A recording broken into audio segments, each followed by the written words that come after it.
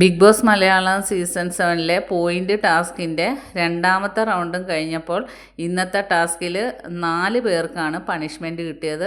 ആദിലായ്ക്ക് കിട്ടിയ ഒരു കോയിനിൽ മുഴുവൻ പോയിൻറ്റും ബാക്കി മുഴുവൻ പോയിൻറ്റും പോകുന്ന തരത്തിലുള്ള ഒരു കോയിനാണ്. അങ്ങനെ മുഴുവൻ പോയിൻറ്റും ആദിലായ്ക്ക് രാവിലത്തെ റൗണ്ടിൽ നഷ്ടമായിരുന്നു. ആര്യന് കിട്ടിയിരുന്നത് ഉരുളക്കിഴങ്ങ് ചേർത്ത ഒരു ഫുഡും കഴിക്കാൻ പാടില്ല. അപ്പം നെവിൻ രാവിലത്തെ കറിയിലെല്ലാം ഉരുളക്കിഴങ്ങ് അരച്ച് ചേർത്ത്, അങ്ങനെ ഇന്ന് ആര്യന് കറിയൊന്നും കൂട്ടാൻ പറ്റില്ല, അല്ലെങ്കിൽ സ്വന്തമായിട്ട് ഉണ്ടാക്കി കഴിക്കണം. അതാണ് പണിഷ്മെൻറ്റ് കിട്ടിയത്. പിന്നെ കിട്ടിയത് അനീഷിനാണ്. ഫുഡ് ഷെയർ ചെയ്യണമെന്നുള്ള പണിഷ്മെൻറ്റാണ് കിട്ടിയത്. പിന്നെ അടുത്തത് കിട്ടിയത് അനിമോൾക്കാണ്.